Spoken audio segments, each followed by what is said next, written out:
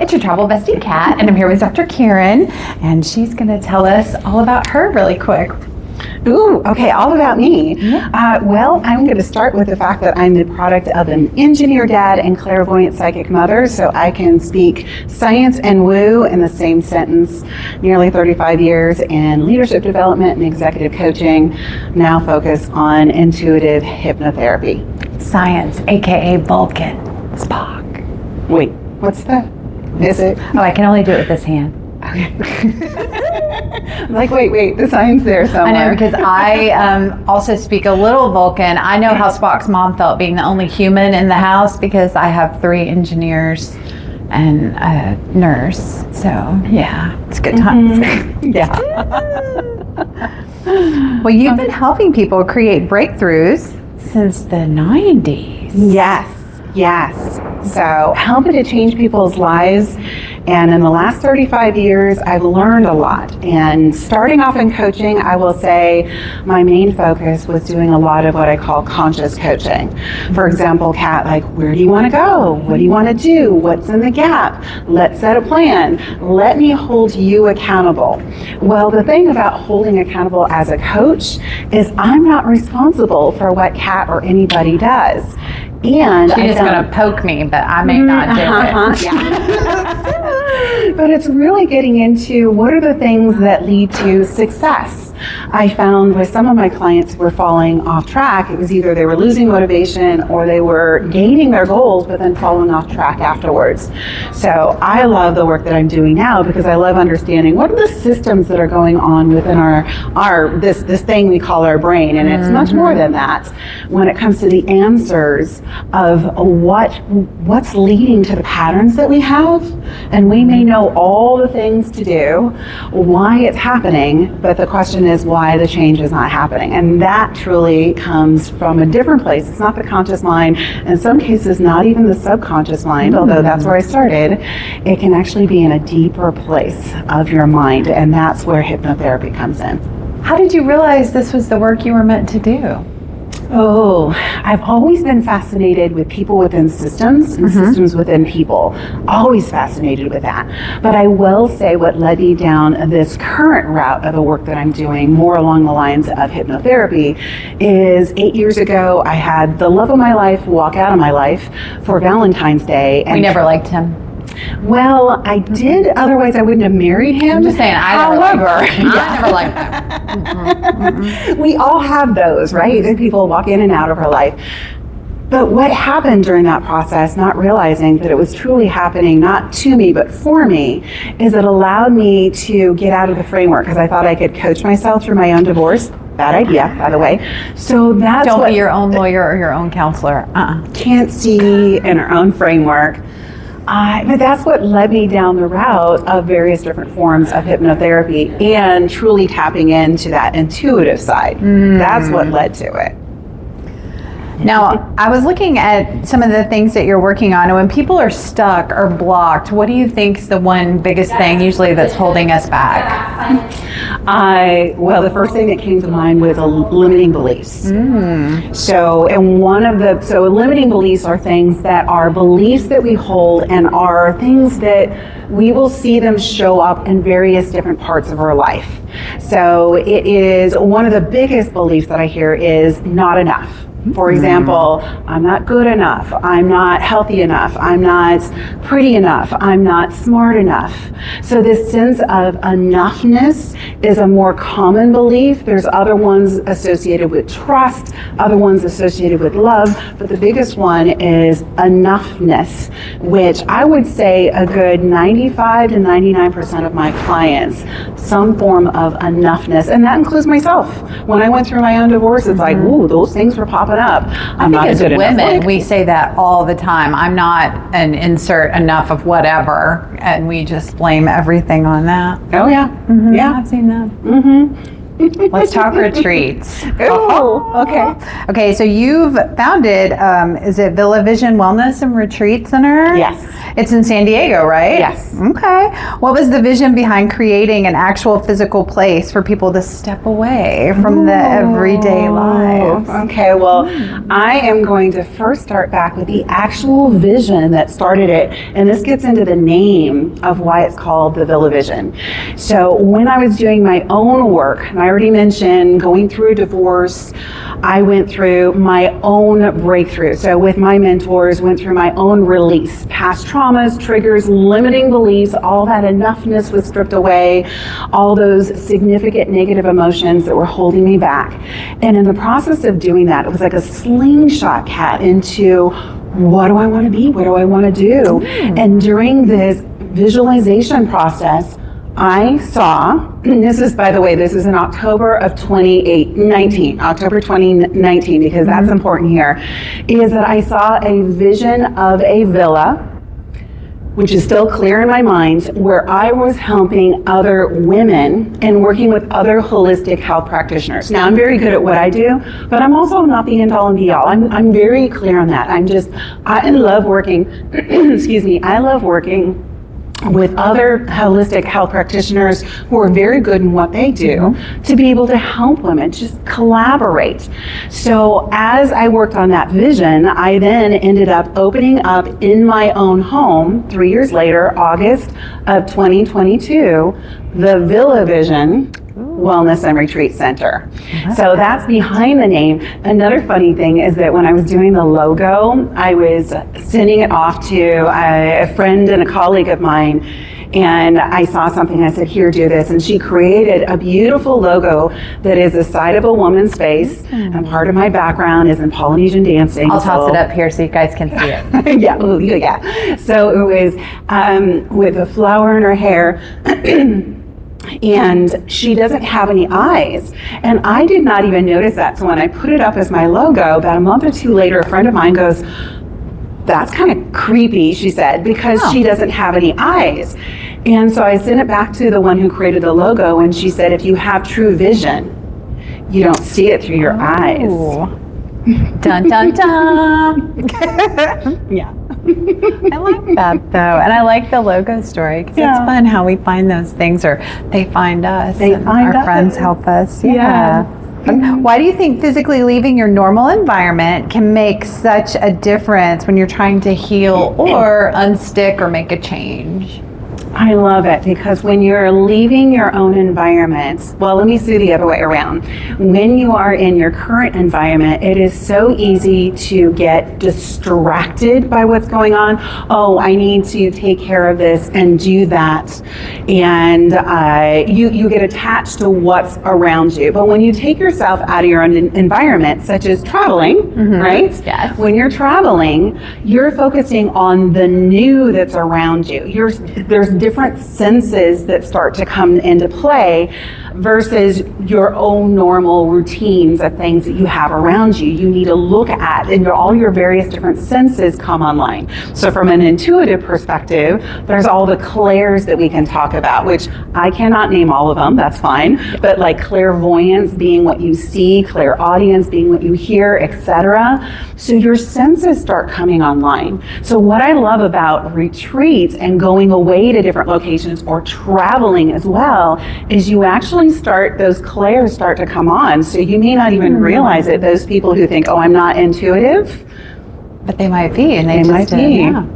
Walk us through what we will experience when we come to one of your retreats. Ooh, well, from start, we get there and what's going to happen. Yes. Well, I will say now, even though I did traditional retreats before, now I'm actually doing hybrid retreats. So I'm going to walk you through what a hybrid retreat is, that not everybody feels they can get away for so many days, which, by the way, if you say that, there's always a belief that's underneath that. You can always make time to get away.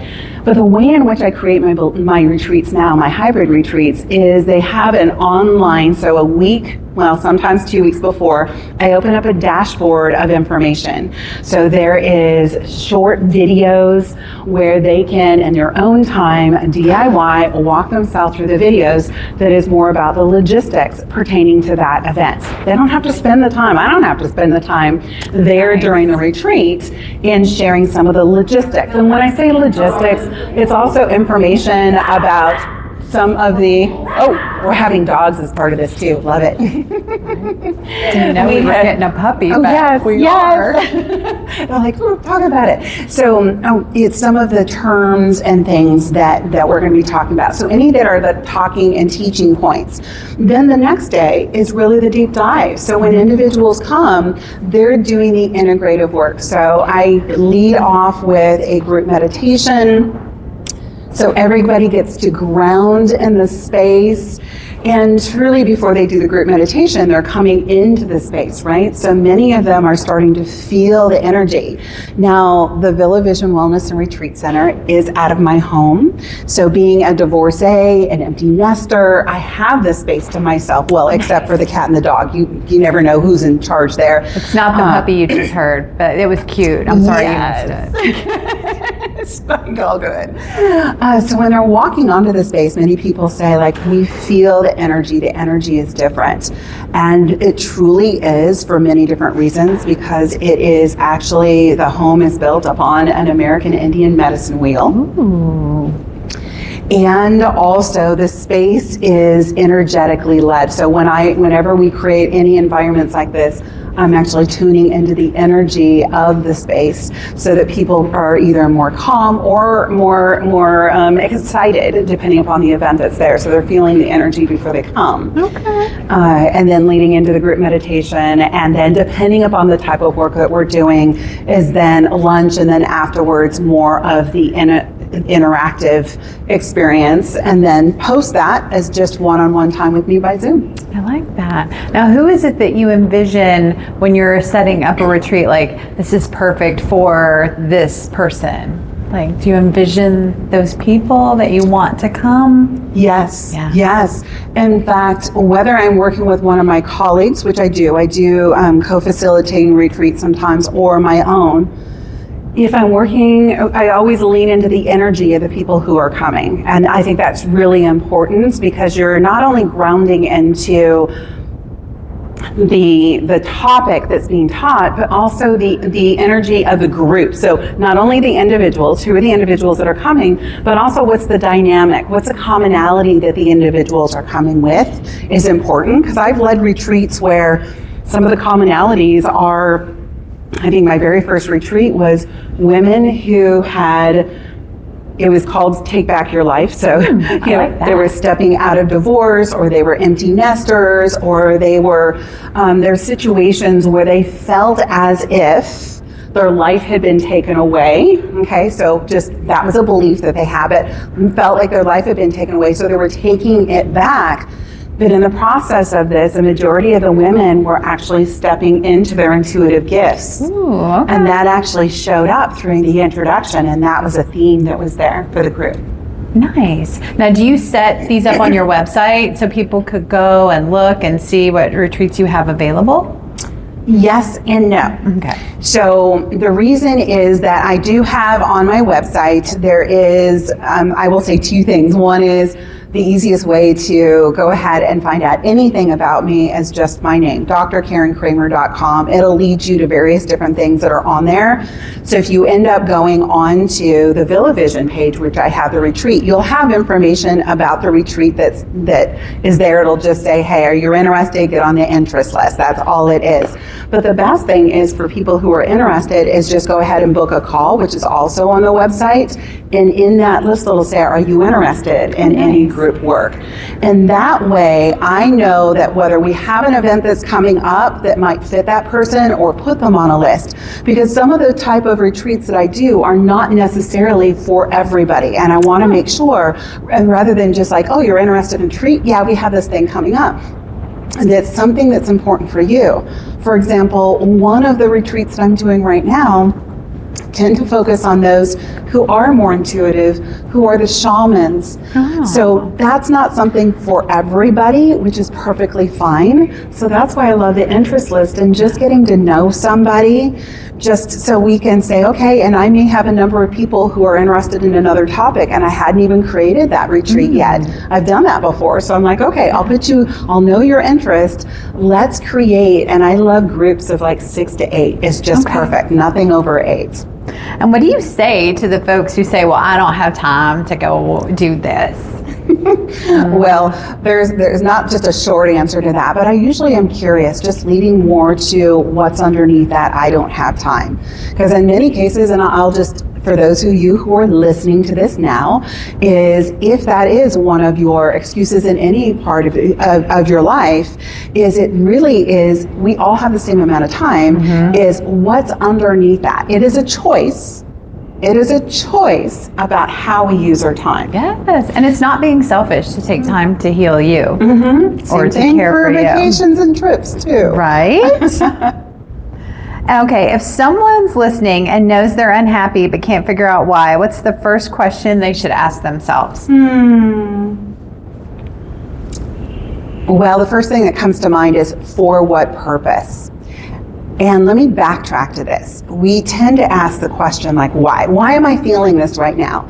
And even that word why is kind of like if you've ever had an old teacher or a parent or somebody who's coming out with a proverbial finger, why? It tends to lead us to be defensive and come up with excuses or reasons why we are feeling that way. So whether we're saying it to somebody else or to ourselves, think about that energy behind the why. But for what purpose is a question we can easily ask somebody else or ourselves, even if it is around emotions.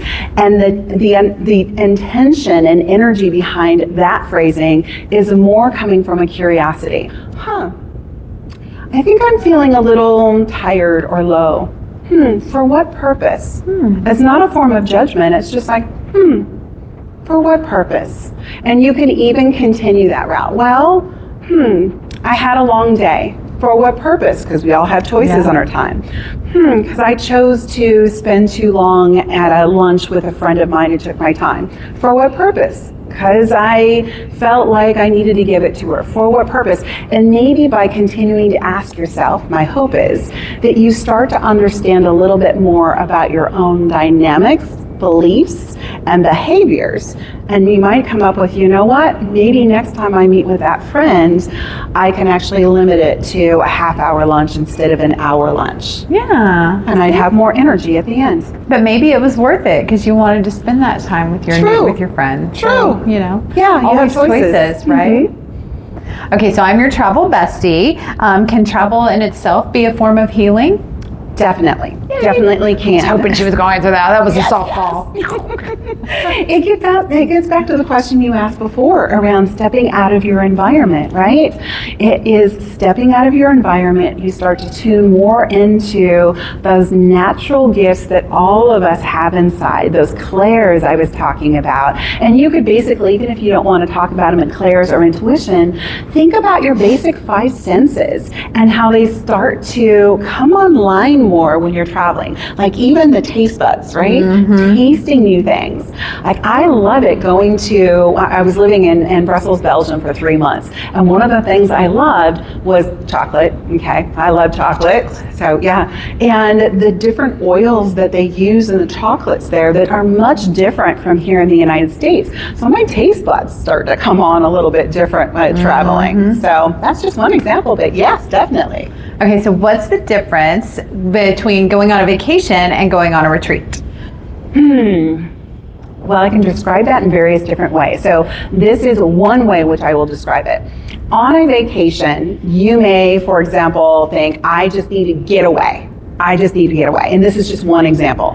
I need to get away, and you can do various different things. I know as a travel agent, you know, it's wonderful. Yes, you can go to Italy, ride a camel in Egypt, like anything. Or Dubai. Either you know what? Yeah. In fact, I was wearing this outfit when I was riding a camel in Egypt. It's funny I mentioned that.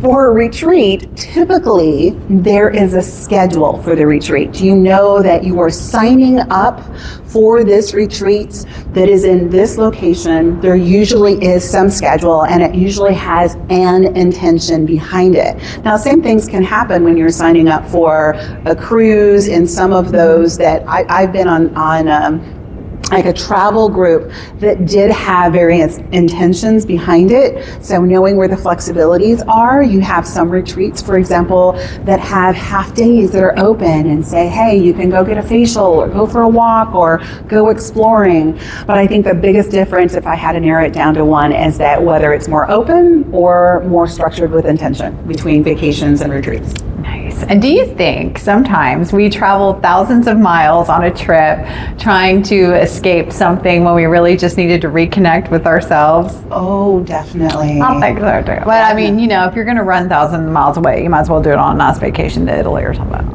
Yes. In fact, you remind me, I went on, so there was one year in 2012 where my father, 90 years old, passed away. And 3 months later, my ex-husband passed away suddenly. So 2 losses, which by the way gets into some of the work I do around grief and grief release and recovery from that. But a month after, so 4 months after my father passed away, a month after my ex-husband passed away, I went on a 14-day cruise to Hawaii from San Diego, just to clarify. And it took the first week of those 2 for me to actually calm my nervous system, because I was all spun up. I was the one who was handling all the trust work, the probate work, all the grief, it took me a good week to calm down. And settling into and letting go of, to the point you just made, Kat, around letting go of all the to-dos and everything, and truly finding who I was and what I wanted. And once I did that, I was truly able to be present and enjoy the vacation and whatever adventures and things came up, whether it was eating an ice cream cone there in the buffet on the cruise or zip lining in Kauai. But yeah, truly coming back to and finding ourselves is a big part of traveling, definitely. What's one piece of emotional baggage people need to set down and walk away from? Well, I've already mentioned the I'm not enoughness. That's a big one. It is. And there's more limiting beliefs that are out there. It can be various different things for different people, but the one thing I would say is identity. And this comes back to what you just mentioned, Kat, around finding yourself, is identifying those things that are truly you versus the shoulds, the oughtas, the things that have been placed upon ourselves as our identity that are truly not fitting anymore, which could be things that led us to where we are in our life right now. But as we start to settle down into what do I want the next stage or next season of my life to be, is to get there. If it's different from what we have right now. To get there, we also need to identify what beliefs, what labels, what traumas, triggers, any of those don't serve me any longer to get to where I want to go. It's not just about like setting the plan and going there, it's letting go of that baggage. It's almost like as we're traveling, right, we need to decide what baggage we need to pack for that trip. So if I wanted to try to, pack up everything within my home, I'm not going to be able to travel. So thinking what's most likely to help me travel and move forward, we also need to figure out what baggage needs to be left behind. Yes. Like the curling iron, if I'm going to Egypt to go on camels, for example. You won't need it. Yeah. Just let your hair be free. I actually left even my makeup behind. Oh, wow. You wore sunscreen, though. I did wear sunscreen, but That's our TED Talk, y'all. You wear sunscreen. You'll be sad if you don't. Okay, so travel girly here. I'm an overpacker, full send. I've given up on even trying not to be. Are you a carry-on girly or an overpacker like myself? I'm a carry-on girly, but I've learned along the way. Okay. Yeah, I just gave up. I don't know. It's like, it's not going to work. If you could give someone listening permission to do one thing differently tomorrow, what would it be? Just be you. I like that. Now that seems like a simple phrase, and I think it gets into a lot of the things, Kat, that you were asking me about. Like, truly, who are you? Who are you beyond the masks? Like, even for, if you can't tell, I'm embracing my grays now. So just It looks before, really good though. oh, thank you. I'm embracing the ombre too. You know, it's hair glitter. It's hair glitter. Yes, I love that. I love it. And it was actually just before traveling to Egypt. So I'm going to come back to that. Traveling to Egypt here about a year and a half ago. And I was like, what do I want to bring with me? So like I said, I was like, forget it. Sunscreen, yes, but very minimal makeup. I was gone for a week and a half, and I'm like, this is more for me. What are the comfortable clothing? What are the comfortable shoes? And that's when I decided I was no longer going to color my hair. And so it's truly, who are you, and embracing who you are in this season of your life. Nice. What's one thing you always pack? Besides sunscreen? Yeah, you better. I mean, all y'all better pack that. I'm not. One thing that I always pack, I'm trying to think through some of the, well, okay, so there's the battery for when my phone dies. That's fair. And then there's always the phone that's there. Yeah, we got it.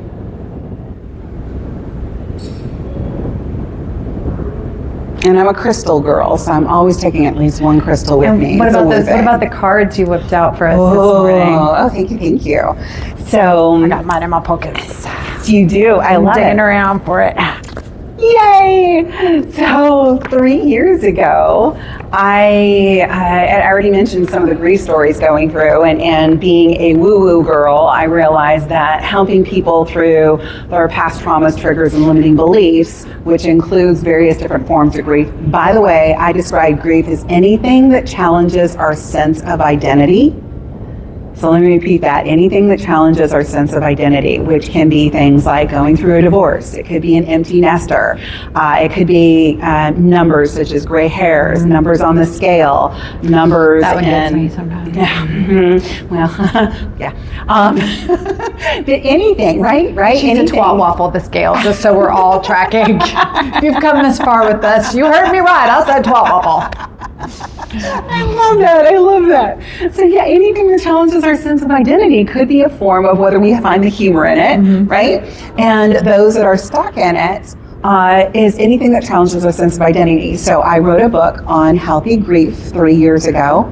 It could be 2. I'm losing track of time. But anyway, so here, and then wrote a second book, which is the guidebook, Healthy Grief. And the third thing is because people just like having something that's like a daily inspiration or a hope, even in something called grief. And so that's where I created the Splash of Hope and Inspiration Oracle cards, which you just pulled up. So They're really cool. yeah, so I She love whips those. them out and she's like, pick one for the day. Fun, yes. And it was good too. I liked it.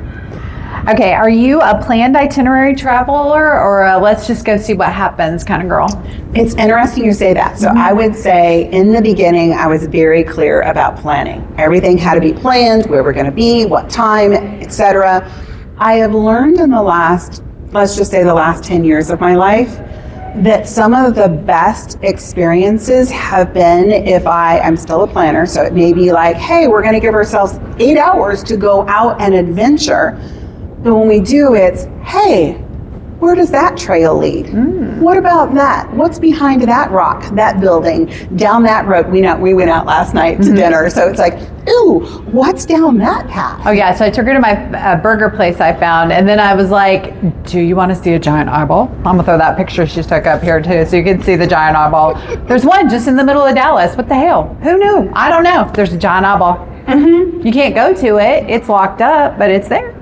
And you never would have known, right? And did you just stumbled across it, correct? I was actually going to the Adolphus because that's where my husband and I spent our first night as a married couple a million years ago. And on my map, when I was walking on my phone to the Adolphus, it was like, there's an eyeball. And I was like, there's a what ball? What? And so then, of course, I had to know because I was like, what?